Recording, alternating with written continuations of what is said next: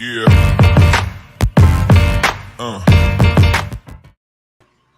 All right, welcome everybody to another episode of Sonic Snake Chat.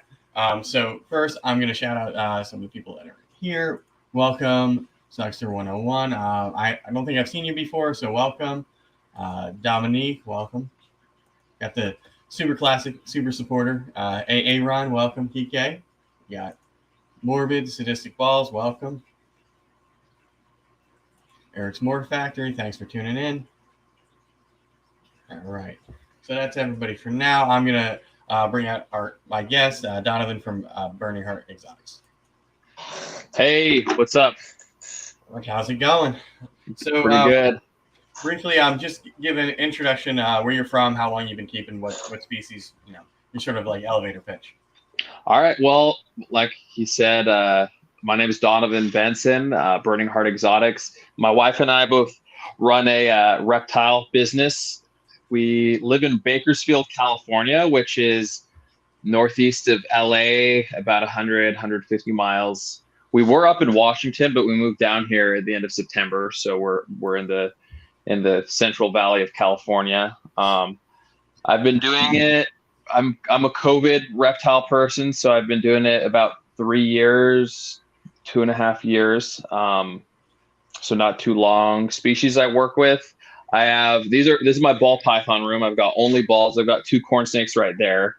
Then I've got large snakes. I've got reticulated pythons. I just counted them before the podcast. I've got 18 retics.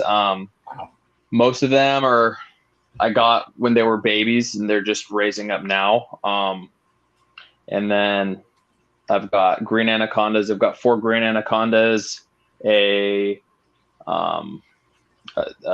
African rock python, several boa constrictors. I've got some super dwarf retics, which are part of the 18 that I said. I've got 3 super dwarf males. Then I've got some Ackie monitors. We picked up a group of 7 Ackies. We're raising them up. Hopefully going to start breeding them in the next year. And we bought 5 Tegus as well. They're all babies. I was hoping to get a group of a breeding group, but unfortunately all of them except maybe one is a male, or they're all males. Yeah, boas, African rock pythons. I've got a false water cobra. I used to breed rodents. I used to breed rabbits, quail. I'm not doing that anymore. I just buy all my feeders. And then I have some arachnids. I've got like 6 or 7 tarantulas, mostly old world. I like those ones a lot. And then breeding crickets, trying to breed crickets at least. I'm keeping them, and then breeding duvia roaches as well. So I think that's about everything I got. So I've got quite a bit of animals. Yeah, that's a lot. I thought I had a variety here, but it's definitely a lot more. Well, the size of them, I've got a lot of big snakes. Hundreds of feet of pythons. Yeah, I think right now the biggest one I have is a ball python, but eventually I assume it will be my Central American boa. Nice. About 3 foot and like 4 years old now, something like that. It's a boy, so it's going to be a little smaller, but it just took forever to like start growing. Yeah. So when I started breeding my own rodents, I now had a ready supply of things I could feed it, because it was just like eating like hoppers and like stuff that was way too small for its size, and it just wasn't. Yeah. Now I have it on small rats, so it's starting to skyrocket. Yeah. I bought a blood boa, and it was I got it from a guy. It was 6 years old, and it was like maybe like that long. It wasn't big at all. Like, it was really small. It was pretty slender, and I've 6 years old. I'm planning on breeding it. I have it paired up right now, but it grew from like its size to like 4 or 5 times its size in the past, 1.5 years since I got it. So I think starting them off slow, like what you're doing, is definitely a lot healthier versus like force feeding them when they're young. Yeah, I can agree with that. And it initially started out, I'm going to breed boas, and then I'm like, I'm not going to breed boas. Just the size of the enclosures for me to be happy with them, because they are, semi-arboreal and all that. I didn't want to keep them in a rack system. Okay. And I'm like, okay, now I got it. And just the waiting for them to be ready. I can probably go buy a breeder female right now with some genetics, but for me to have to deal with that many babies in addition to the ball pythons, it's a lot right now. Right. Yeah. I mean, I wouldn't even recommend anybody buy an adult boa just because there's so much of the like crypto and like there's another one boas get. I can't remember what it's called, but like just viruses. I know boas have them a lot more prevalent than like other species because they survive with them. So I think that's a good idea. But boas are honestly like until I got anacondas, they're my favorite. They're my favorite species. So I really like boas a lot. They're like if I were to have one pet, I'd have a green. If I were to have another pet, I'd have a boa. But technically, greens are water boas, so kind of they come hand in hand. Yeah, I mean, for me, it's like I want that bigger snake, but I think that right now, a boa is sort of where, I've had this one since he was younger, so I mean, he still is a little bit cantankerous. When I can take him out, handle him, all that's fine. When I put him back, he gets angry again. Yeah, he loves you. He wants to kill everything that walks past the enclosure. But I don't. Have that same sense of like, oh, I'm just going to go on Craigslist or, whomever and pick up this adult. I'm like, I don't know. Is it going to be, fun to handle or is it going to be, am I going to have to work with it? And I prefer to work with the small things on the smaller side.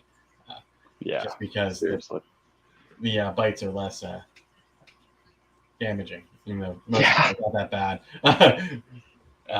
So, all right. So, do you have any advice for people that are, going to get into the hobby and whether to go the direction of the larger snakes or the ball pythons? Play it safe, or is it more, go what you're interested in, do your research? I mean, honestly, like, if you think you might like want a big snake, want to keep a large snake, I definitely wouldn't like deter people from getting it, because I'll be at shows and people will be like, oh, I don't want a snake like that. Like, I'm terrified of a snake like that. All right, maybe it's better if they don't get a big snake. But if it's someone who's like, oh, there's no way it's, like it's going to get so big. I'm like, wait, hold on a second. Like if getting it extra large, like having a giant snake is just the thing that like turns you away from it. That's not a very good motivator for me. I mean, just because that's what I love about retakes is the fact that I can actually like have like a apex predator from the jungle like in my living room. And I think the main thing is making sure you're able to care for it. Whether they're not cheap, to just take care of, two big 8-foot enclosures, it'll take me literally as much time as it is to like, it's like one of these whole rows is like cleaning a enclosure for a retake, so I've got 18 of them. They're not all over 100 pounds. Most of them aren't, but it's just making sure you have the time commitment. If you do it, like I would definitely do the research on like projects. Ball pythons, they're a little bit more forgiving in terms of like, okay, if you buy a snake, you don't like it, you kind of want to, you can sell the adult, you could raise it up a little bit. You could even, give it to someone if you don't want to take care of an animal because it's like, here, you want a snake, I'll just give you mine. Like you can't really do that with the retake because it's, an exotic, a much more of a dangerous animal. So you got to be careful if you're going to be like unloading an adult or an animal that you aren't ready to care for. Plus, if you're going to think about breeding it, there's just, how like ball python genetics, there's so many different recessive genetics are different. Now there's localities for retakes. So I think if someone wants to get into it, the market's definitely steering towards super dwarf and locality type projects, which I'm excited to like say that I'm starting to do that this year. I'm going to have a couple pairings for locality. So they're going to bring the morphs down a little bit smaller. There isn't anything insanely exciting to me other than the pures that I like. I'm hoping to be on kind of the forefront of that. A lot of people like Anery and Snows, and I don't love those projects. They look kind of like ghosts. They're a little bit washed out. I've got some like fantastic examples of genetics in mainlands, and I'm pairing a male to those. But and then for getting into ball pythons, honestly, like it really depends on if you want to be a breeder, if you want to be a keeper. Because if you want to be a breeder, if you could find someone who could like pretty much tell you which animals to get, like give you a good idea, so that way you're not buying like for me, like one of my first snakes I got was like a blue-eyed. Well, for me, first of all, one of the first snakes I got on Craigslist. There was some guy that was selling these snakes.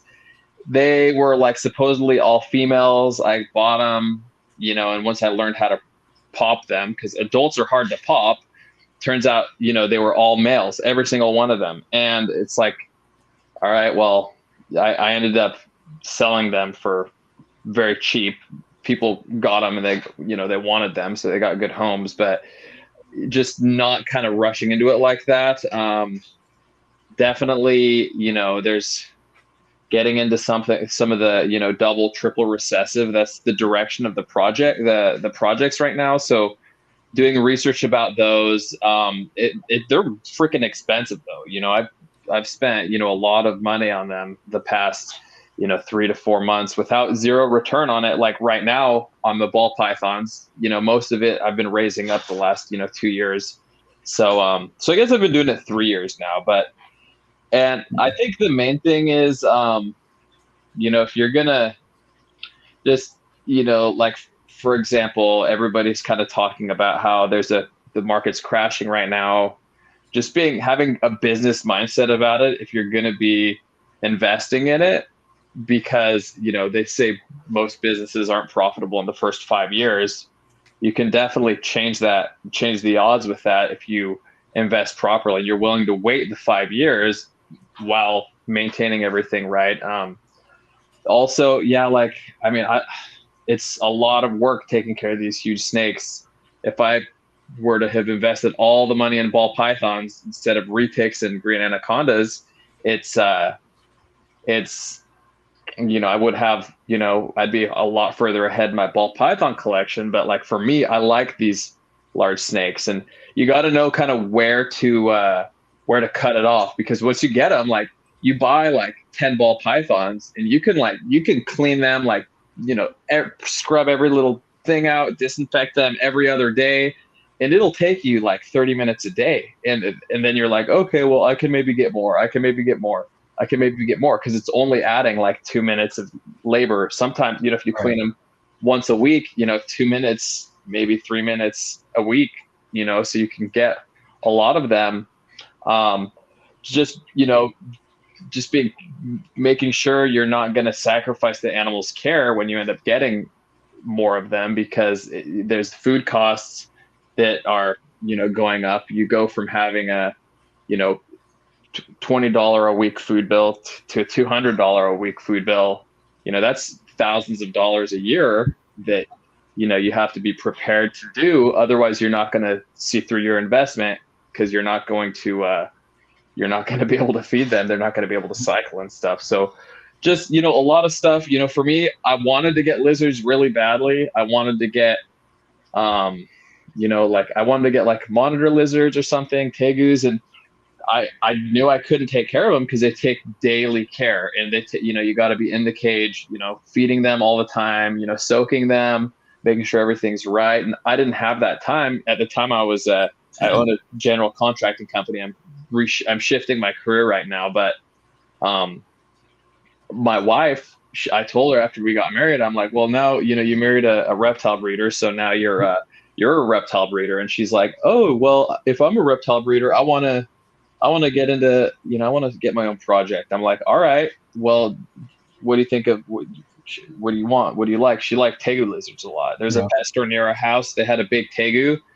Bless their heart, it always has stuck shed. I don't think they took the best care of it, but it was cool, and it was like a little obese, but she liked it. So then I kind of asked her, I'm like, okay, well, if I'm going to buy these, the guy that's selling these also has Ackie monitors, and I know those are hot, and I kind of led her towards maybe Ackie monitors, because I think, Ackies are really cool. And so I just went, freaking whatever, $3,000-$4,000 later, I bought like a group of Ackies and monitor lizards, but those are all hers. And I wouldn't own lizards right now if she didn't like fully commit. And I was just like, listen, are you sure?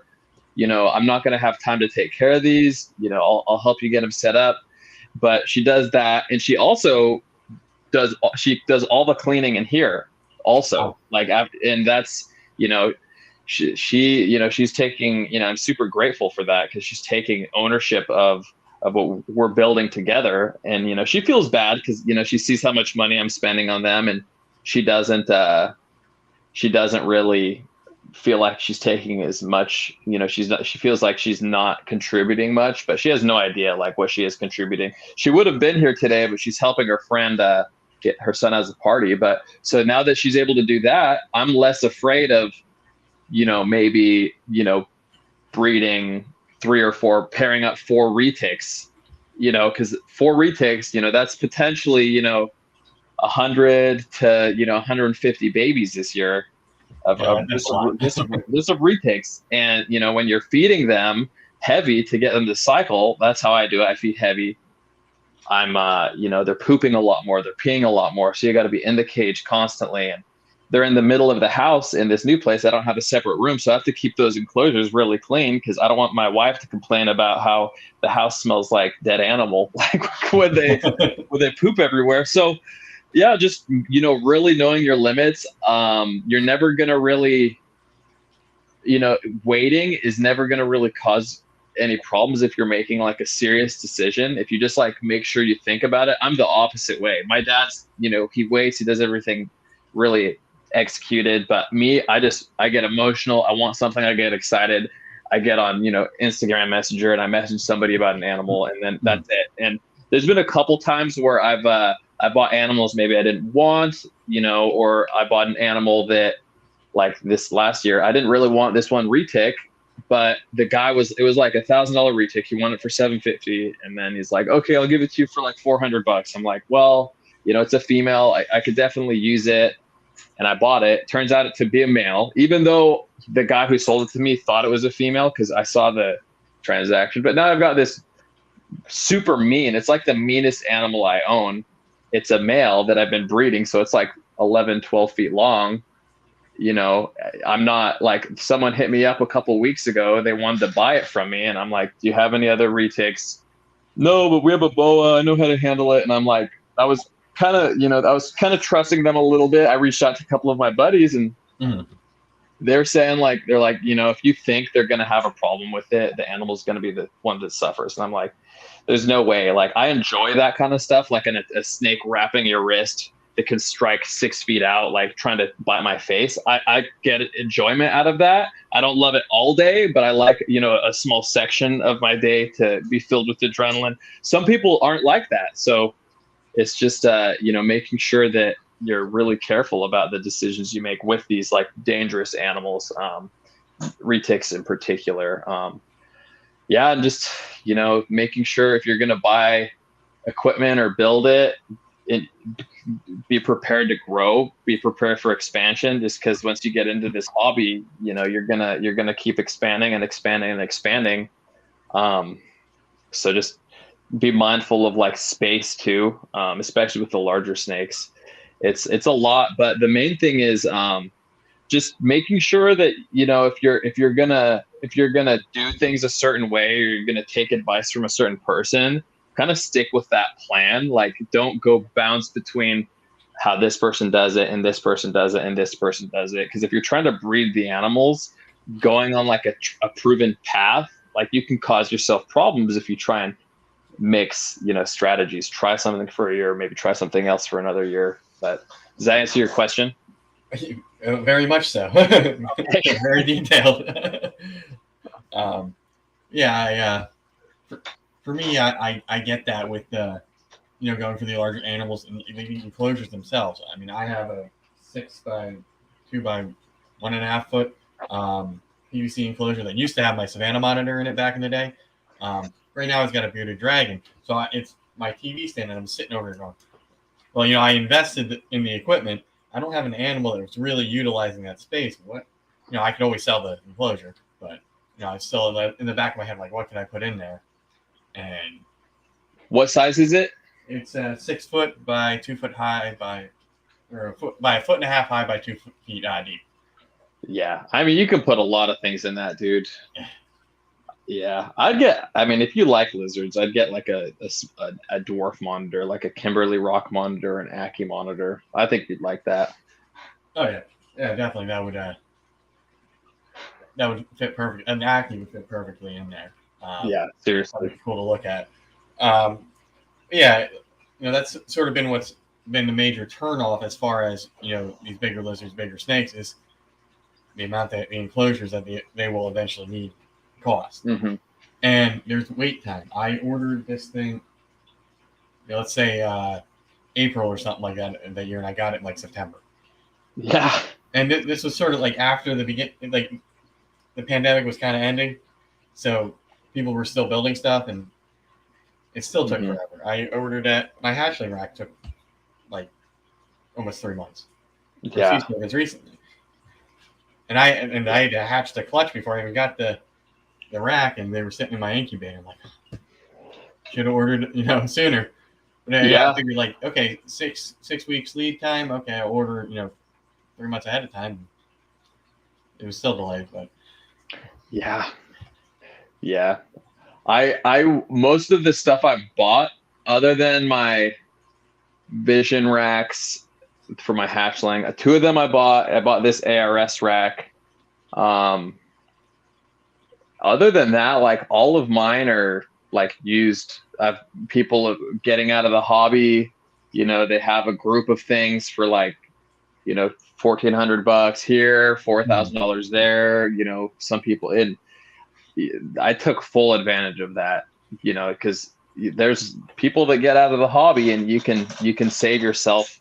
There's that instant, I need it instantly, but there's also the okay, well, I don't need it right now. Let's buy it, and let's see. When these snakes get bigger, I'll put them in there, or there's that whole thing. But it's freaking wait times, man. Like my buddy ordered like 8-foot enclosures and like 4 6-foot enclosures from Animal Plastics. Took him over a year. And keep in mind, this guy's not putting like ball pythons. He's putting snakes that he's feeding freaking goats in these enclosures. So they're growing. They're outgrowing their enclosures, and it's it's crazy. Like this wait time. That's an unavoidable problem with them. And I feel like for the most part, that's across the board, because a lot of these things are custom. So they're built to order. So, they're not going to have, a bunch just sitting around waiting for you to order them. They're going to build them as they come in, because, say a 3-foot enclosure is popular. Sure, they might have some, the ones that they're taking to shows, if they do shows, they'll have some inventory, but they're not just going to be sitting on these things because it takes up space. Yeah, seriously. And I get that, because if you build a bunch of the wrong size ones that aren't moving, then you're stuck on them, and it's like, well, I have all this material that could go into a smaller enclosure that I could sell like that, but do I really want to rip that apart and whatnot? Yeah, and if you're not gonna do that, if you actually are gonna have an inventory, you'll have a company like Vision where they charge 2 times the cost of like all the other companies, because they do have the overhead of a storage warehouse, and you pay for that. 1 week, 2 week delivery times, not let alone the shipping they charge for that. Holy smokes. You want to order like a heat cake? I have glass that I ordered, like a panel of glass, because one of my Visions is broken, and shipping for that costs like, it was like $120 for the panel of glass or something, or like something around there. And it was like 40 or like $60 for shipping. And that's if I were to want to get it within like 2 months. So it's like, they're like, you could pay $120 for 2-week delivery. I'm like, I'm good. Yeah. But that is a good idea that you brought up earlier, looking for people that are getting out. Yeah, seriously. My one concern with that is usually when I see that, they're posted with all the animals. And sometimes I don't want to have to deal with those. Yeah. Because usually it's a package deal. So I found some that, oh, okay, yeah, I could work with that. But then the price point of the snakes was just, I couldn't swing it. Yeah. So I try to, if I can find those and they're like down, like 1-2 snakes left, and then they say the rack, it's like, okay, maybe I'll inquire then. Because, 1 or 2 animals, especially if they're like breeder females, I really, not that it doesn't matter what the genetics are, but, if it's something you run of the mill, like pastel or something like that, I can pair something that'll make it better. Yeah. All right, let's get into more snake talk. So you want to show off some animals? Yeah, I mean, sure. I'll start off in here. Let's see. I fed them a couple days ago. Let's see. Oh yeah, I'll show you the new snake I got. Most of the big snakes I already fed. I fed a couple yesterday, so I don't really want to take them out a whole lot. That's fine. I just sort of expected that the big snakes weren't going to come out. Oh, I'm talking about the big ball pythons. Okay. I can carry the laptop in there. Most of my males I'm breeding right now. This one's in shed, but here. So I got my first visual desert ghost from our man Anton. Okay. This is a desert ghost, pinstripe, het clown, pos het G stripe. This is a female I got. It's freaking cool, man. I'm really glad that I got this snake. Freaking, it was not cheap, but it was definitely a project to be in for sure. It was a female. Yeah, didn't you win the male version of this? I did. But it died, right? Mm-hmm. Yeah. That's. I'm sorry that happened. Yeah, that was a kick in the pants. So I'm actually waiting to see what he hatches out from a different clutch with the same genetic. Yeah. Antoine's a solid dude. He'll take care of you. I like. If I was hoping to get that snake, and if I didn't, then I would have. That's when I ended up buying like a male, a different breeder male that I got from Justin Kubalka. This is a female. This is a mahogany clown, pos red stripe. No, mahogany clown, mahogany fire clown, possible granite. Okay. This is a female I'm raising up. She's pretty cool. I've got an acid male like that I'm breeding to several different females right now. I'm breeding them like I'm super thin with how I'm pairing them. Here's an Angolan python. Ooh. I got this. I was at an expo in Washington. I see that question. I'll answer that in a minute. This is a Angolan. I wanted to buy it. I saw it at the beginning of the expo. The guy had 3 of them for like $800, or each one was 800. And I'm like, I should have just bought all 3 of them, because luckily I was able to get at least one of them. But I definitely think Angolans they're dope. They're a little slower growing than ball pythons, but it's definitely a nice snake. It's like a more curious ball python. This one's deep in shed. You can see its cloudy eyes. But this is a cinnamon. No, it's a fire yellow belly cinnamon spot nose cypress het clown. So I've got just seeing the potential. This is just a het clown. This is what cinnamon does. I've seen some clowns from some of the clutch makes that my buddy hatched, but I got 2 cypress females from my buddy Ryan Little. I used to work with him. We kind of enjoyed the hobby together and stuff. And I'm pairing a yellow belly Batman to some of my cypress stuff. Okay. I'm most excited. So the snake I got from Justin Kabelka is so getting into multi-recessive projects, I was a little bit hesitant because they're so expensive to get like they're so expensive to get a visual like recessive, you know what I mean? Like getting desert ghost clowns, and I didn't want to play that the double visual is. Yeah, I didn't want to I didn't want to pay that top dollar for it. And but once they came out with the genetics testing, I realized I could pair up some hets, test the babies, and then I'd have a clear picture. So I got a red striped clown, double het, G striped desert ghost. I'm really excited about that. I'm pairing that to hurricane het clown, mahogany het clown, 50% het pied, pastel spot nose clown, probable granite, granite Enchi leopard spot nose het clown, Enchi clown, pos het pied, and then the pastel het desert ghost.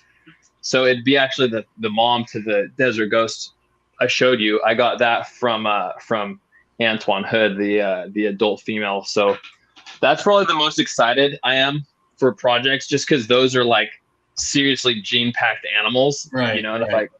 So I'm really excited about that. I've got this acid male that I'm breeding the acid male to, you know, pinstripe super blade clown, Solmic het clowns, black pastel hypo, so acid black pastel het hypo, and I'm kind of filling in all the gaps on my simple genetic, like an Enchi pastel. I'm going to pair it to pet 2, my acid. So I'll get some really cool looking acids. People love acids. That seems to be really, really, really popular right now. Yeah. And then, so I'm probably most excited about my acid pairings, and then my red stripe clown pairings. I've had a really hard time selling albinos. I like albinos, but people just, you know, I had them listed for a long time, and I didn't even get any messages until I dropped them from like $500 to like $200. So it's kind of sad. But that's for the ball pythons. That's what I like. I've got this. Here, let me show you a picture here. Let me put this snake away.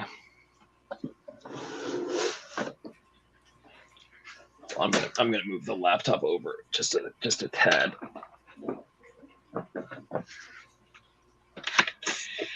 So this is my buddy Skylar has these dinker projects, and one of them's called Milano. And the male that I bred it to, the male that had the Milano gene, he ended up dying. I overbred him, and he ended up passing away. But I had like three clutches from him, and it's an enhancer gene. You know how when you get babies, they kind of age not well. They kind of fade a little bit. So this is an enhancer gene where it makes them a little brighter as babies, but as they age, they actually retain that and they get brighter and brighter. So it's a really exciting project. This is one of those. It's a sugar. So it's a sugar coral glow pinstripe Milano. It might have pastel. I'm not sure. Okay. But this is an exciting project I have with this Milano gene. It's a crazy looking snake. Yeah, you mentioned something about that in the group, and I'm like, what the heck's Milano? Yeah, Milano. It's freaking hard to ID though, because like you can see it. I'm slow raising them. So with my females, I'm a strong believer that if you start a hatchling off really, really slowly, then if you start a hatching off really, really slowly, then it's going to once you get it to like 6 months old, and then you just start hammering food at it, then it's really they can grow really quickly. So this is my pied retic. I'm pairing this to a Calatoa male. So I'm going to get some 50% Calatoas, and then get some, she's in shed right now, get some 50% Calatoas, Motley Tiger, het pieds.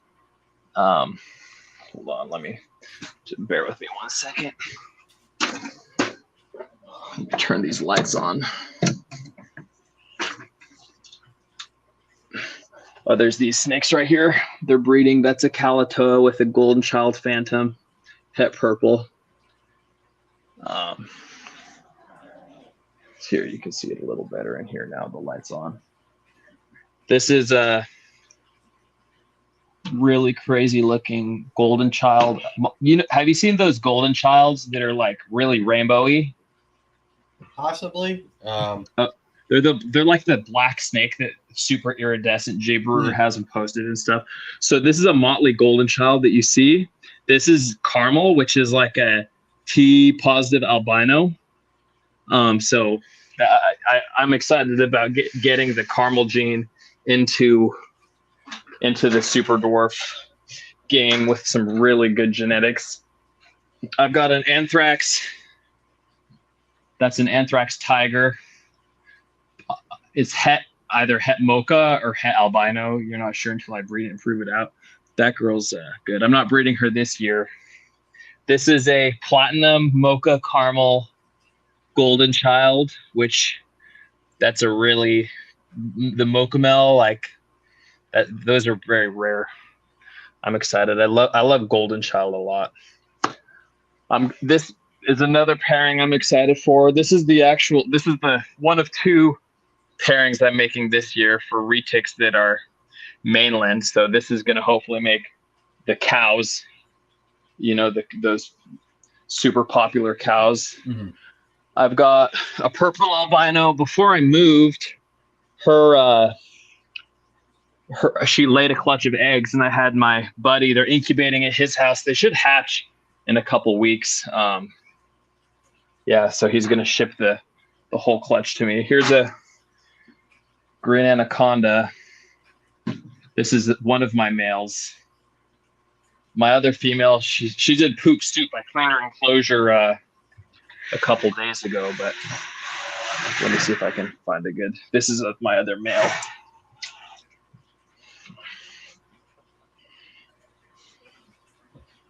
This guy's kind of crazy.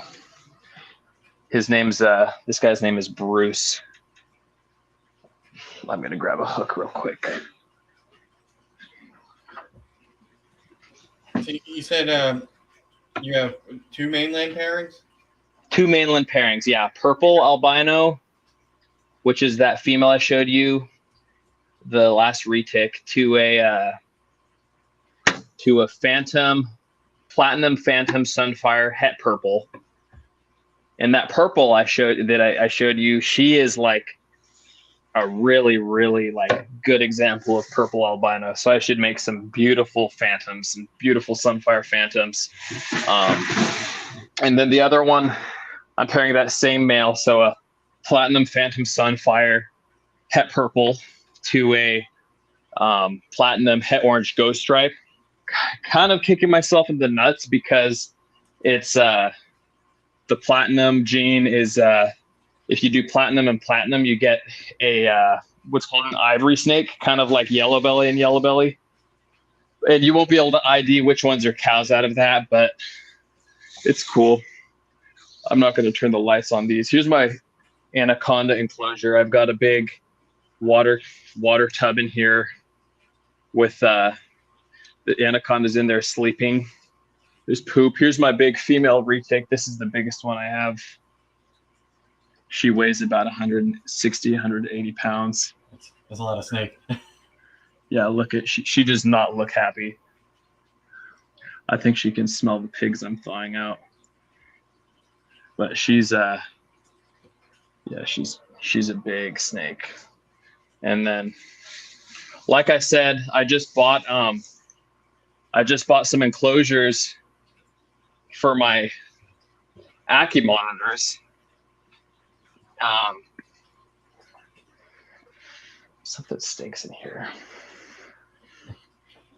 I think that's something we all go through. Walk into a room. Okay, what do I need to clean, or who didn't eat? These are the Ackies. They're still little babies right now. I've got 7 of them right now. They like to hang out underneath the tile.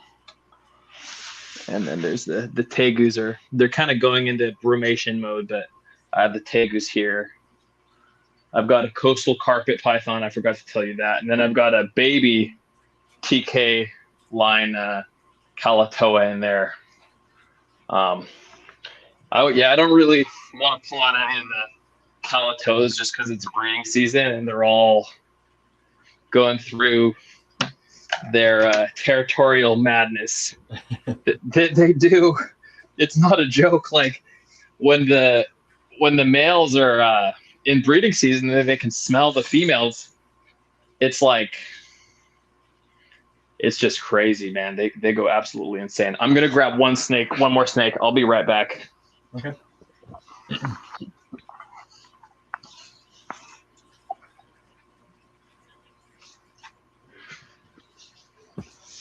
So while we have a little break here, after you're done watching this, go check out Jeremy Warfel's show and go over to Chip at Regis Fear's channel and make your vote for King of the Hill, preferably for Chris at BNS or Play. Okay. Well, this girl just shed, and she has some stuck shed on her, but this is a paradox. Yeah, she's got a lot of stuck shed on her, but this is a paradox retic that I produced.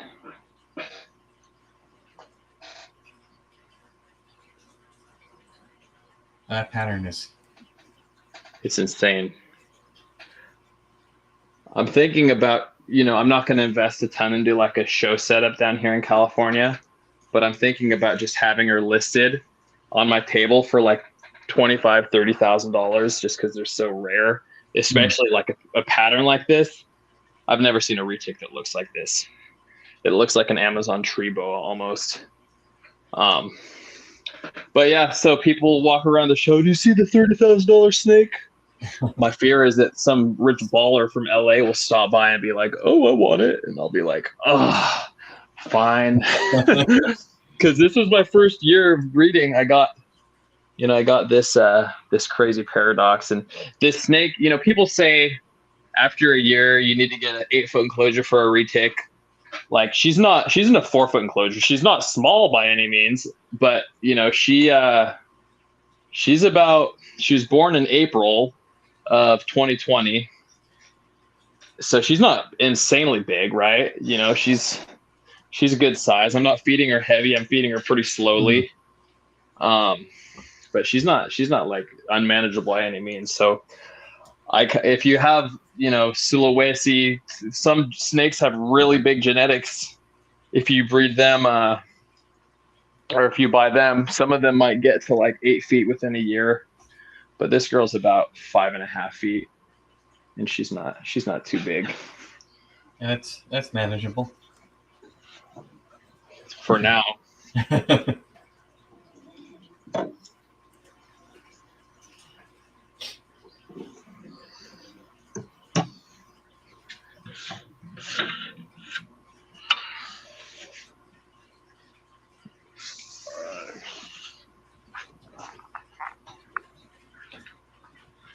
I zipped past one of the racks of 4-foot enclosures, but she was from that stack. She's a highlight of the stack. So that's a snake that produced. Yeah, that's pretty much what I got going on here for animals. So, either on the retic side or the ball python side, is there anything that you want to get into that you don't have currently? Of course, like for the retics, I'd like to get it's a project called Ocelot. It's really crazy, the whole project. It's this, you go check out A&B Exotics. He's got these Ocelot retics that are just like silver and like they have like leopard spots all over them. Crazy animals, but they're like out of my budget. Like when they first came out, they were like $25,000, $30,000 an animal for a visual ocelot, and people are buying them. The price is dropping a little bit. They're buying them. Price is dropping a little bit. And the way I look at it, if you're going to get into a recessive project like that, within 4 years of me having an animal, the price is going to go from, like right now, it's like maybe $12,000 for a visual. it'll drop to like $2,000. So I'd rather just wait and then, maybe buy, it's going to go into super dwarf market, but maybe buy like a visual parent that someone's selling, and then doing that. Also, for ball pythons, there is so many animals. I'd love to get more desert ghost. I'd like to get more visual pieds. I haven't produced a pied. I've only got two visual pieds. One's an albino leopard pied, or albino leopard pied, and the other one's a leopard pied. I'd like to get some. I love the way pied looks. The Dreamsicle project is really cool. I'm not gonna do that just because I just chosen you're restricted on like colors you can use. You can get a brighter, and they've done a lot. And for like a $4,000 animal, I feel like you have more directions to go with different projects. But they're freaking crazy looking. If you see one in person, they're absolutely crazy. Yeah, they had just come out when I'd gotten back in. I was like, holy moly, these Dreamsicles are crazy. And then I was looking at the price to get into. Okay, yeah, no, that's not happening. But now they're affordable. Yeah, but I like pied as well. So I started out liking the high white.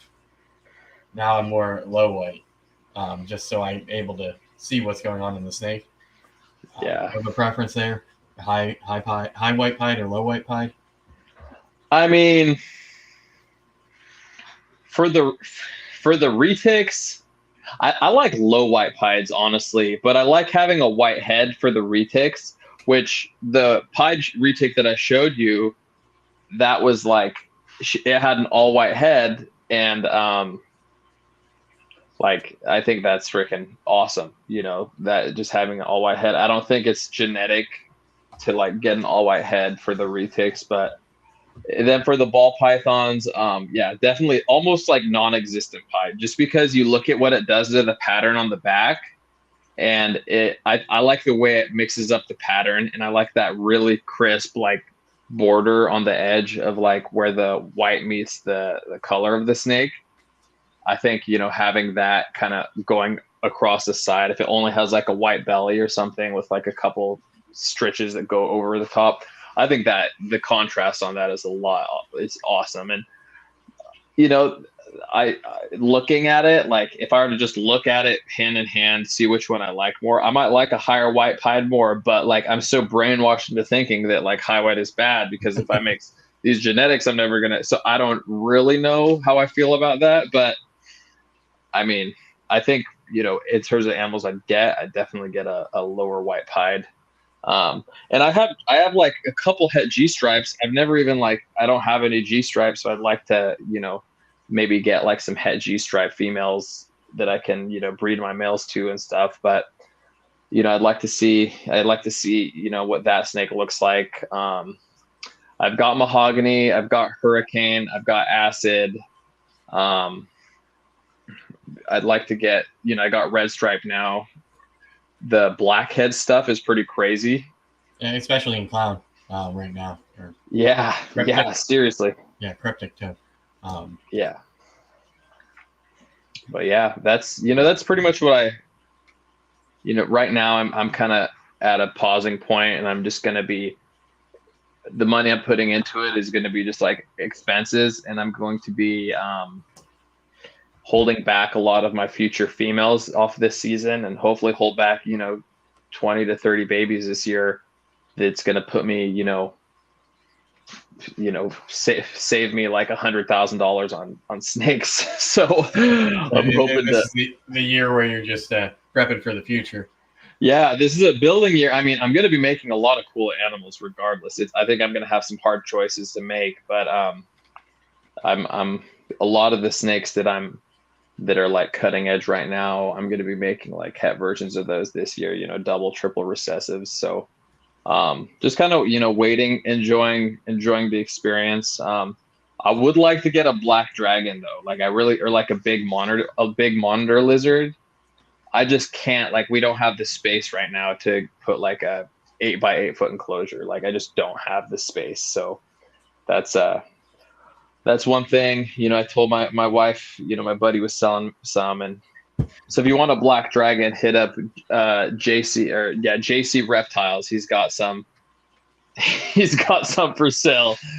They're pretty cool. He's from New York, but yeah. So other than that, I'd like to get Gila monsters. My mentor is spiritual mentor is Stephen Angeli. He does Horridium Angeli reptiles out of Sacramento. He's got some crazy beaded lizards, crazy Gila monsters. I think the next breeding project for lizards I get is definitely going to be getting some of his animals, because those animals are crazy.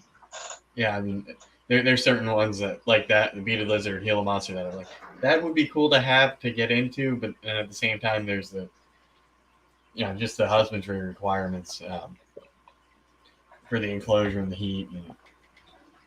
Yeah, like he keeps them all. Yeah. He keeps them all in the wide freedom breeder racks.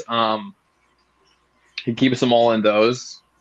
So, that's like the size of like a giant double door refrigerator, right? And costs you like $6,000-7,000 plus the cost of the animals. So that's like easily a $20,000 to $25,000 investment. So I'm not rushed into that.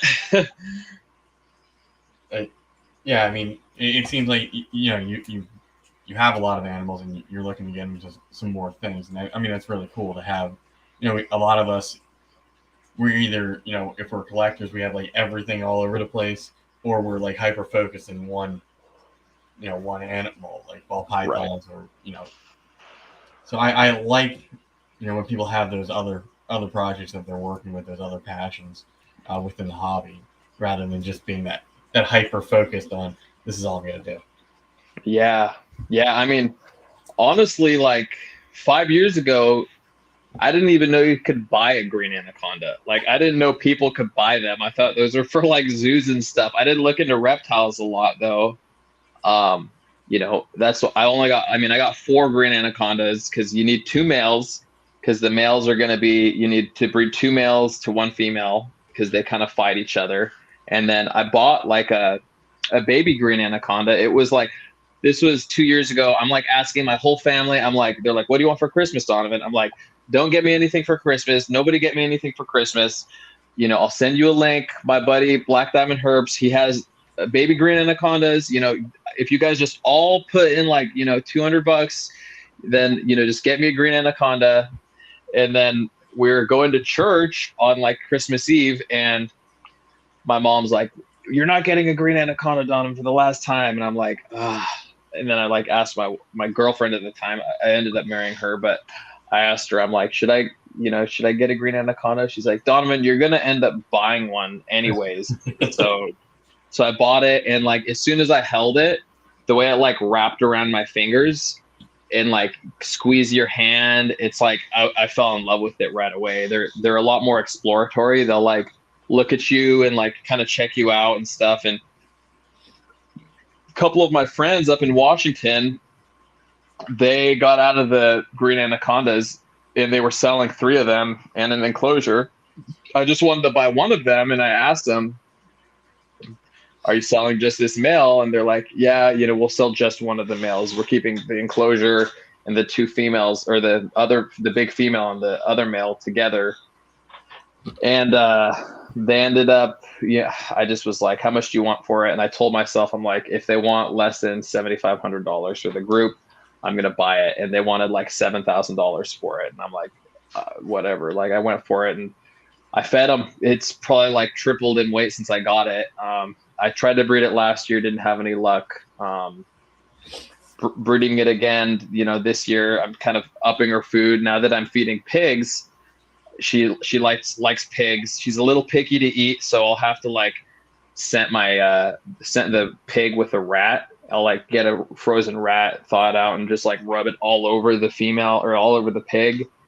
Or I'll like soak them. I'll like put like the wet rats on top of the pig, and then the scent, she'll get turned on to it. And then she ends up eating them. I wish she ate a little bit easier. I wish, because the biggest rabbit she's eaten from me was about a 15-pound rabbit, but that happened like twice. And it's not like a ball python. You can't just pop it in there and she'll eat. You got to kind of coax her into eating. But yeah, so that's another really exciting clutch, because I think if I bred her, I'd be the only person in the country to breed them in water, like right now, like this season. I think most people just use enclosures, but breeding them in water, you get to witness like what a breeding ball kind of looks like, where they're all tangled up and they're like bucking each other, and it's pretty spectacular to watch that. In my living room, I'll be like chilling and I'll just hear like a bang, bang, bang. And I'll like look over and one of the males is pissed off at the other male and they're like splashing water everywhere. I'm like, that's crazy. Like, I'm in California. But so I noticed when you were showing off the retics and the other large animals, you had curtains in front of the enclosures. Is that so you can give some sort of like privacy while you're going about your day and kind of, leaving the animals?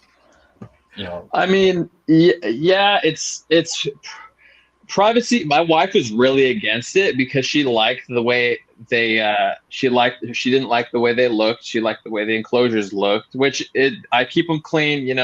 After I clean, it's like super messy, but I vacuum up right afterwards. But it's more for the retics, for their like breeding. I don't want them to get, seeing people walk around the daylight. I try and keep them, in a room that's totally dark as much as possible. I turn the light on. I don't really mess with them a whole lot. It was mostly for the privacy, and for the same with the green anaconda and the big girl, Judea. I put curtains in front of it because it's more for their privacy than like if we had guests over. If we had guests over, we haven't had guests over yet. They're probably all gonna want to be like, let's see the snakes, so it's definitely, because some of the enclosures, you walk in front of the enclosure and then the retic will jump out and like strike the glass. Yeah, so it's like I have that with my boa from time to time. And when I had the monitor, that enclosure is on the floor, and I have a beagle mix that's very inquisitive.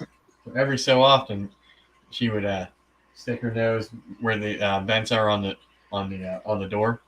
Yeah. The plexiglass. And of course the monitor would be like, what the heck is this thing? And he'd get all like tough and whip his tail or whatever, and she'd freak out. And it was just funny because he's maybe 2 foot at best, and she's a 30-pound dog, and she's scared to death of this. Yeah. Monitor. Yeah. That's crazy. Yeah, that's so funny. Like, especially a lizard, like they get to know you more. Like I've heard, I'm bummed you got rid of your Savannah though. I think Savannahs are awesome, dude. Yeah, I haven't. So I got it rehomed from somebody on Craigslist. So I didn't have it too long.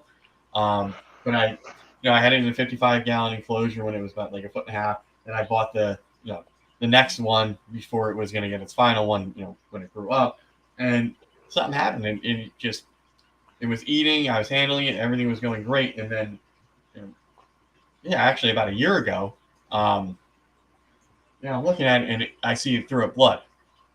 And I'm like, what on earth happened? Because they can't, biologically, it's like hard for them to vomit. Mm-hmm. So it's like, oh, something's wrong. And, it's the day before Thanksgiving. It's like 8:00 at night. I'm like, there's no way on earth I'm going to get this thing to a vet that's going to be able to save it in time or be able to tell me anything. So I got some, like unflavored Pedialyte. I threw him in there. It's like, maybe he'll hydrate and, sort of perk back up, but he just got slow. And by the next morning he's going, it was like, man, that stunk.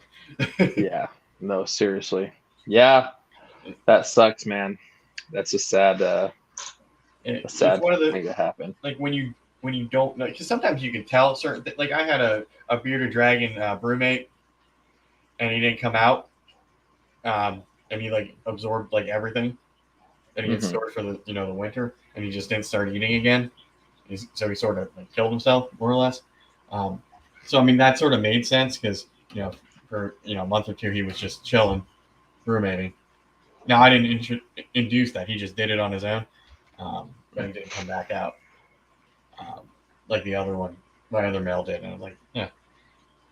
At least I was able to figure out that is what happened in that case. But not knowing when an animal goes, it's sort of, I don't like that. And with a certain, now if I have a high value animal, I probably would have paid for microscopy to see what happened.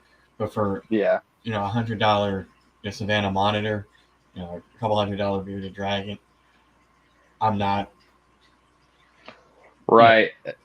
Yeah, I know that's a hard thing, man. Like, animals, these are, you never know. And like, even then, like the chances of you finding a vet that's like really good locally that would be able to like do an accurate one of those, you'd have to ship it to like a vet in like Florida, and Right. then pay them to do one. And it's that's expensive, dude. Like, And as long as like your other animals are okay, I think that's the main thing. Yeah, and that was my concern, but it's separated. Mm-hmm. Most of my animal groups are separated, so the lizards don't ever come in contact anything with the snakes, and anything that was like next to one that passed, they were fine, or they were completely different species, and yeah, that sucks. I had one snake that there's the snake I overbred. It's like, man, like I'm kind of kicking myself because it's kind of stupid because the snake was sick, right? And it got sick because I overbred it, and it was like not eating, and I think it had a weakened immune system or something, and it got a respiratory infection. And I'm like, okay, I could go to this one vet, which it's like the best reptile vet in the area, but they are so expensive, and they, you have to pay like $90 just to get it, just to get an appointment within like 2 or 3 days. It's like an emergency vet fee, even though you might have to wait a couple days. And I'm like, I'll just go. It's just an RI. I'll go to another vet. It'll be fine. Like, they're going to give me the prescriptions. And last time I went to that vet, they gave me the injectable, like I think it's called,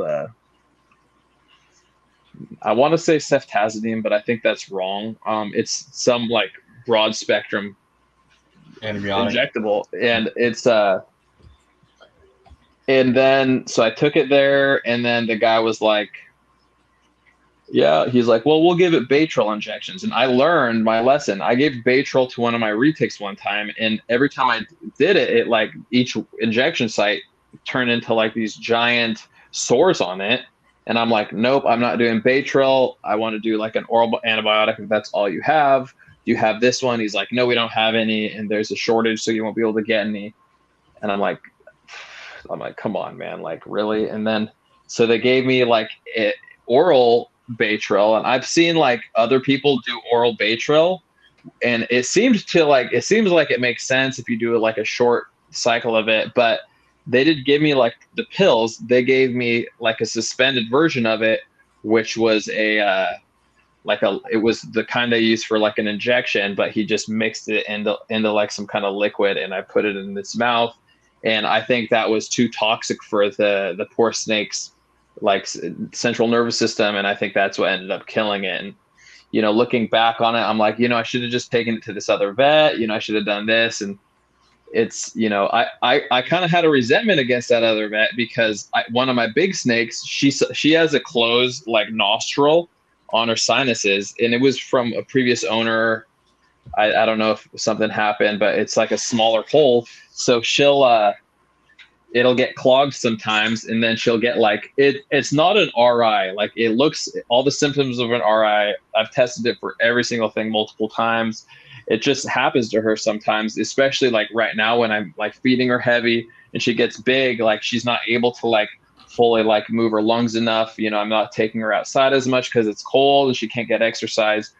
But they told me like to do a swab and to culture it, it would cost something like $1,200 just to culture a freaking respiratory infection. And I'm like, what? Like, because they wanted to put it on, something to sedate it. They wanted to put on anesthesia because he wanted it to be safe for all the people. And I'm like, dude, so I did the test myself. A culture, even though people say make sure they culture it, I think that's bullshit, honestly, pardon my language, but a lot of, like 99% of all respiratory infections are going to be, they're going to be gram positive. I can't remember if it's gram positive or gram negative, but like 99% of all RIs from reptiles are gram negative or gram positive. I can't remember which one. So the slight chance that it is this other one, like, I think it's a lot safer for the snake to treat it for like a broad spectrum antibiotic to see, and then do like the NITO test, the other like test it that way. And then if it doesn't work, then maybe do a culture to confirm. But even then, like, the antibiotics should definitely do the trick, and they've done the trick for me every single time. So yeah, there's that, like, just going to vets, you pay all this money, and like, I had one snake, I left a rat inside the enclosure, and it didn't freaking eat it. I think I sent you guys in the group a picture of it where I got like freaking chewed up, like chewed down to the spine all over its body. And it was, freaking, I've changed how I feed. I don't leave them overnight anymore. Like, I used to wait a couple hours. Now I set a timer for like 15, 20 minutes and make sure I check all of them again and again and again. But yeah, I took it to the vet. It just, they try to sell you on the like top thing, like, oh, we should do this test, we should do this test, we should do this test, we should do this test. And it's right. Like, okay, that'll cost $2,000. And so you have to kind of sort through what you think the treatment plan is, so you're not paying too much unnecessarily. And luckily, on that one, they gave me medication to give it. They gave me pain meds, anti-inflammatories. They didn't do any tests. And it's like looking 100 times better right now. And it still has little wounds that I have to pick the scabs every like 2 weeks or so and then put the cream on it. But it still hasn't eaten, but she was like 2,800 grams, and it's been maybe like 4 months since that incident happened. And she's doing fine though. Like, she doesn't have RI. She's not eating. I think she's afraid of rats. I'm going to try giving her a mouse tomorrow to see what happens. Yeah, but you just got to like kind of be your own vet in a way. And it's, I don't even know an exotic vet around here. I'll probably have to drive to Los Angeles, honestly. How far of a drive is that from where you're at now? Depending on traffic, maybe like an hour and a half. Speed limit here is like, people will pass me. I'll be going 10 miles an hour above the speed limit, and people will be passing me with their middle finger up because I'm going too slow. So yeah, I mean, I have the same issue around here. I think there's one in Quakertown, which is like 45 minutes, give or take, away. But outside of that, there's really nothing. I'm trying to, to get a better relationship with the vet I take my dog to. Mm-hmm. That way, he'd be like, hey, I have the snake that has XYZ issues. This is what, an exotic vet would prescribe. Yeah. If I have, somebody that's a vet tech, or, somebody that I'd be dealing with in the hobby, be like, here's, what they suggest. It's my animal.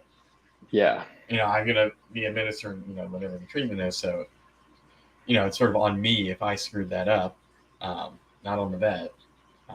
Yeah. Yeah, I know. Difficult finding somebody that's good, that's local. Yeah, it's crazy, man.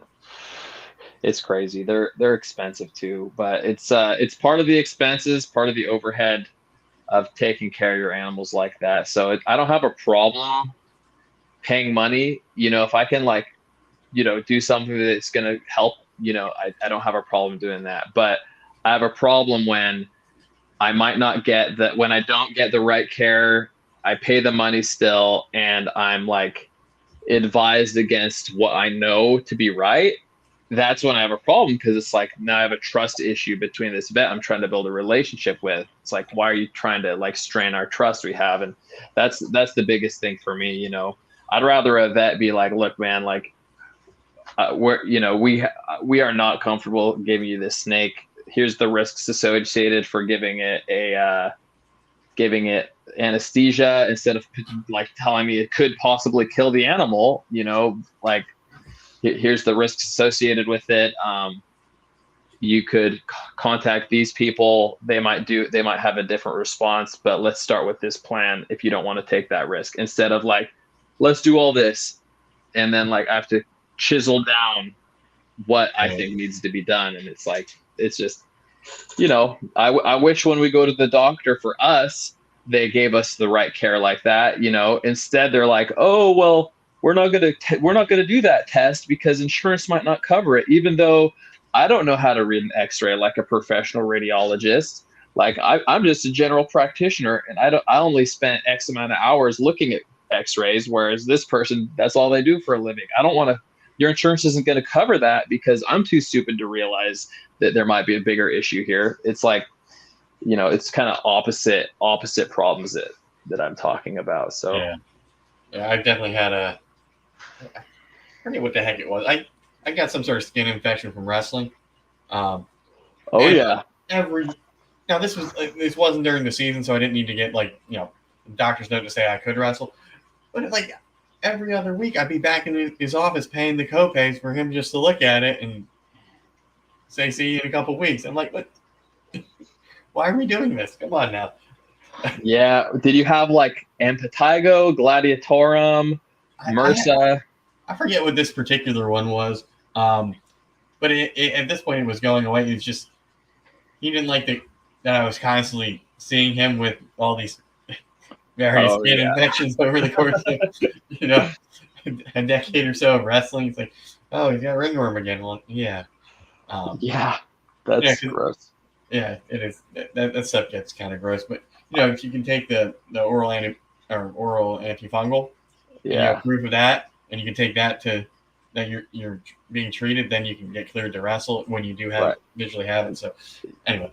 I did wrestling. There were people, you know, they do the skin checks before tournaments, and I don't know how these people, like, they spread like multiple skin diseases to like everyone on our team, they actually stopped the whole high school, like all the wrestling matches, because there was such a problem. Like 25% of our team had to like stop wrestling because they had these skin infections. And when I first started dating my wife, the first, like, she was just, you know, it was a second time we were boyfriend girlfriend, we were doing long distance, and she got like from a tanning bed that they didn't disinfect properly, she got impetigo. And I looked at it as it was starting to come up, their little bumps, and I'm like, that's impetigo. And I'm like, you gotta get prescription for that. Like, that's impetigo. And she's like, no. And then she went to like 3 doctors, and then finally one of them was like, oh yeah, you've got impetigo. We tested for it, and yep. I'm like, what did I tell you? I'm like, Yep. It was gross. Bless her heart. She was embarrassed because she had like it was gnarly. Anyways. Yeah, I've had that one, and that one, I mean, it doesn't go away, type of thing. Yeah. You always have, it's just dormant. Which is whatever. Yeah, we had the same issue a couple of years, you know, late 2000s. Like one summer, we had to like professionally clean our wrestling room. Yeah, because it had gotten so bad. Like, and we at this point, we were in the summer, we didn't care. And it's like, whatever, we're not in any tournaments. Who cares if you get ringworm? Big deal. But enough of us got it that, you know, somebody, it's like, okay, it became a problem. Do something about it. Yeah. But, all right. So we'll get this wrapped up here. I'll let you get on with your day. So, where do you see yourself within the next 5 years as a reptile breeder and or keeper? I mean, I see myself with like freaking 20 feet of racks and 20 feet of cages facing each other. Whether it's in a facility, in a separate building, you know, I'm in this for the long game, so I'm not slowing down. I had a slower start because I don't have hundreds of thousands of dollars to spend right away. I'm gonna have to build my collection up. Definitely, I don't like saying you do it full time. I don't know. Like, I'd much rather have like other streams of income than just reptiles. But in terms of like profitability and how I want to like market my business, it might make sense to do more reptiles than like something else. I'm having a really hard time starting my general contracting company here, so I'm changing careers. So I'd like to be like a plumber, own my own plumbing company, and then do reptiles. I'd like to do that. Sort of meld everything together. Yeah, like I'd like to just have I'd like to have hundreds of thousands of dollars a year in income, obviously. But I'm not like, the main thing is just I'd like to continue to build my collection to a point where all of the clutches I'm producing are, cutting edge clutches, trying to cater towards not necessarily new ball python owners, but new retic keepers and like high-end retics, and only high-end ball pythons. I think going to shows, I'll have enough babies that are like double, triple hets that I can't sell, that I'll be able to sell to pet owners. But I think, I like to go on a show circuit, all the shows wherever I'm living. I'm only going to move to an area where it makes sense to, drive to different shows. Like down here, there's all the California shows, small and big. I'm going to do all of them as long as I have animals. I like doing shows. I like doing expos. I was going to want to do like a more prominent YouTube channel, which I still might for reptiles, but I think that doing other niches, like I've done so much research on social media and how to become viral, make money on it, monetize and stuff. I think, if you broaden your spectrum to like a different niche that's untapped versus this one, which I'm not saying it's flooded because there's a lot of room for growth, but doing like a different YouTube channel with my knowledge and just kind of having really cool, not necessarily trying to go viral and make money from my reptile YouTube, but have a big enough platform that like, millions of people will see it so they can want to get into reptiles. Not so I can, not like Brian Barczyk or Snake Discovery, they're more, people, they're all in for like, getting people to watch the whole video. And I don't really want that. I think doing short form video for the reptiles is I think what I want to do for the reptile stuff. They just started monetizing that on YouTube, where like starting October 1st, YouTube Shorts on October 1st, they made it so if you have 10 million subscribers on or 10 million views on your YouTube Shorts channel, then you can get monetized, where it used to be you had to have 4,000 watch hours. So doing that, and then I'd like to, like, Tegan wants to do, she's my wife, she wants to do educational programs. I don't want to do that as like an income earner. I would do it more to like get people to see the animals, but it makes me really nervous because like, I mean, some people have really nice snakes, they have nice snakes. I don't have that luxury of having really nice snakes. I might get a berm just for that, as well as like maybe breeding, but it's a high risk with retics, like, especially if I'm actively breeding them, like going through seasons, doing it on the off season, bringing it with the kids. They're, they can flip like a dime and I don't want them to really attack people. Yeah, I don't want that. There was one expo I went to, and now I have no kids touching snakes after this happened, but my wife had a snake that we raised up for a year and a half, and we were going to sell it. And so I had it at the table, and then these kids wanted to hold these snakes. And I'm like, all right, well, here. And I just opened, it was in a tub about maybe this wide, and it was kind of curled up on one side. And these kids, I'm like, all right, you can pet it gently. I touched his nose with a hook so it would not strike at them.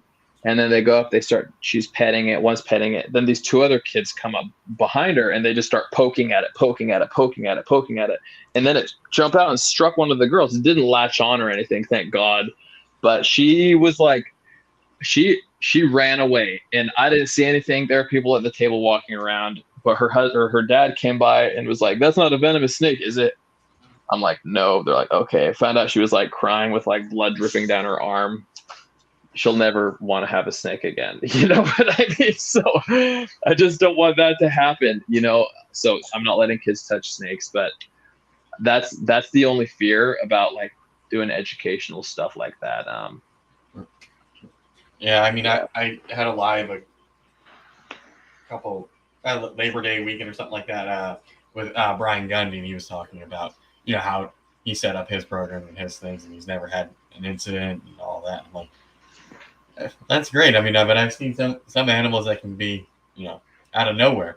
Like I have some ball pythons that my orange dream girl never struck me ever. Went to open the tub, not on a feeding day, just flying out of my face, like, you know, or, you know, a crescent bite me or something. You know, something else is like, you were never mean. Yeah, it's crazy, man. But, you know, maybe instead of, you know, the education stuff in person, you know, that could be an avenue for YouTube. Yeah, that's true.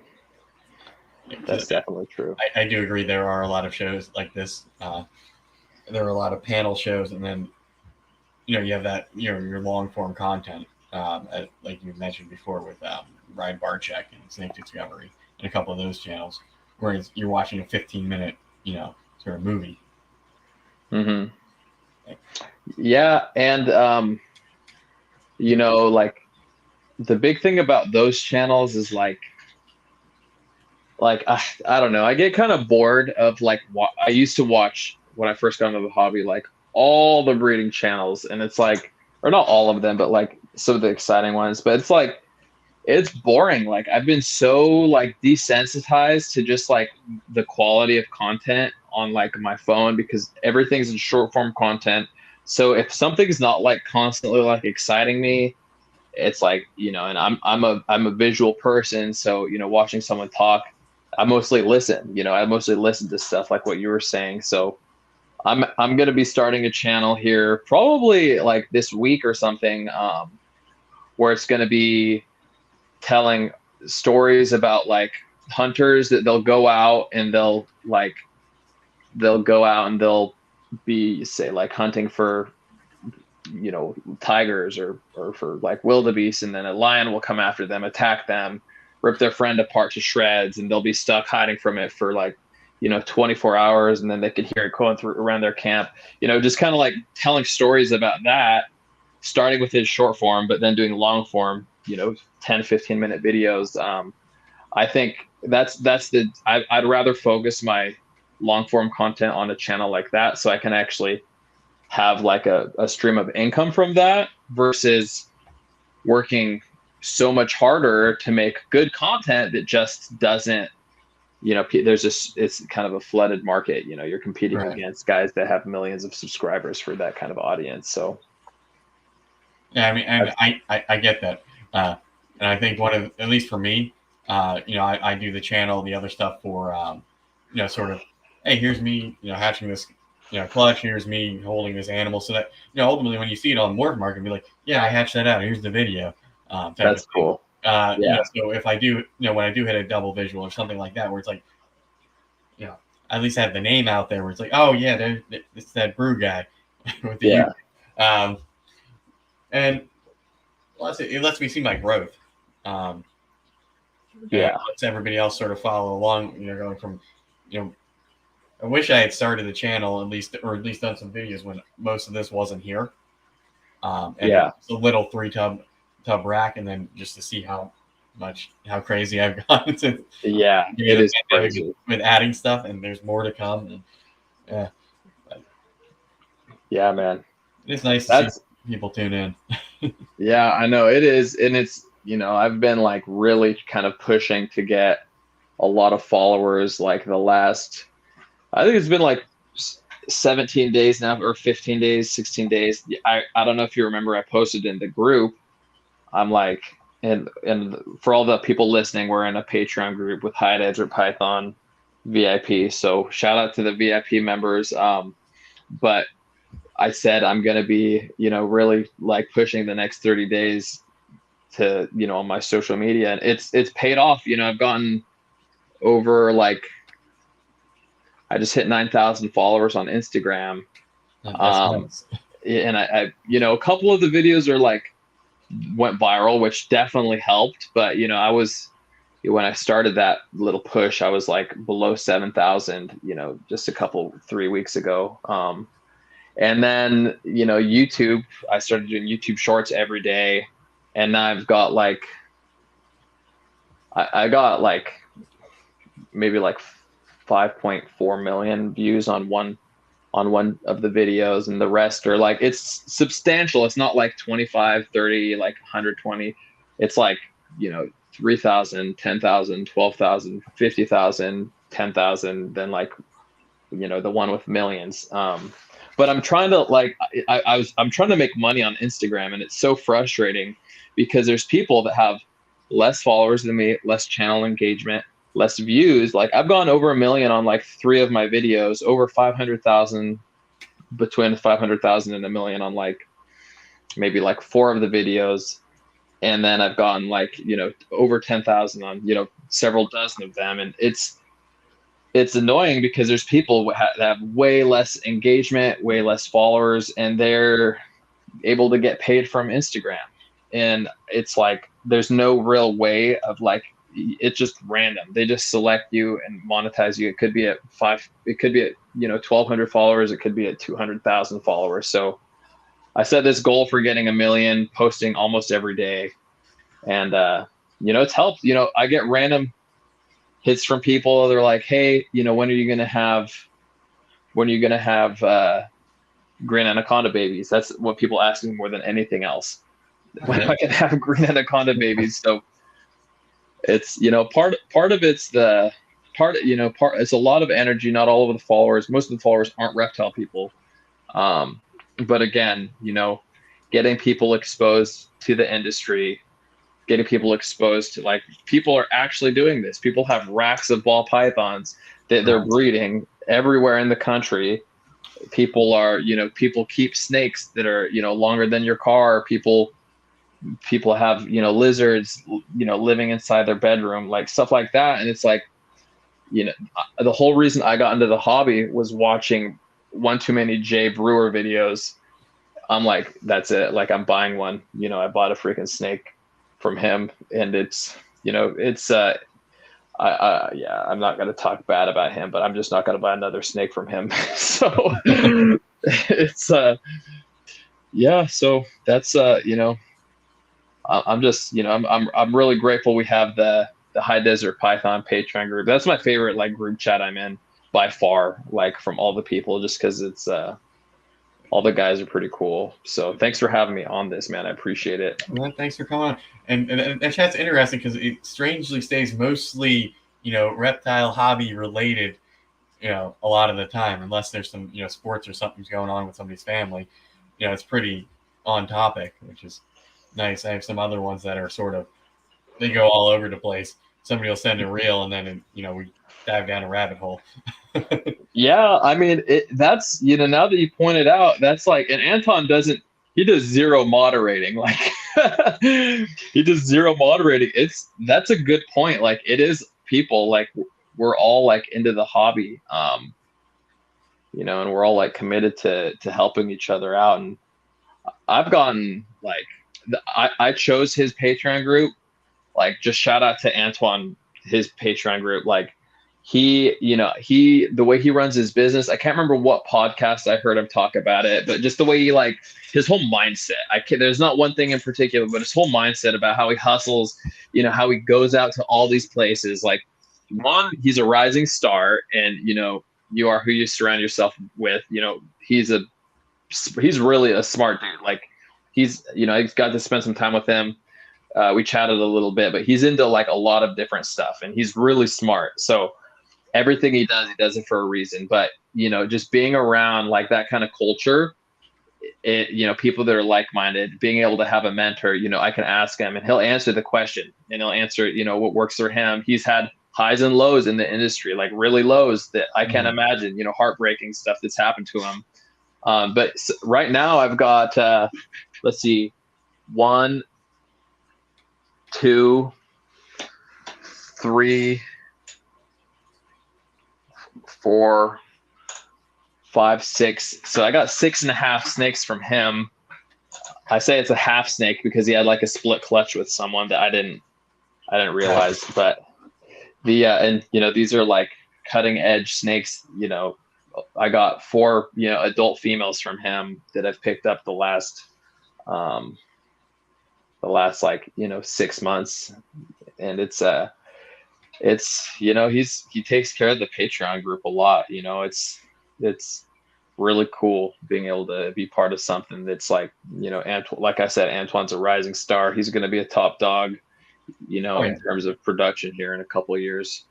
I'm waiting for him to make his Thanos snake. Yeah. the 5G visual recessive. Yeah, seriously.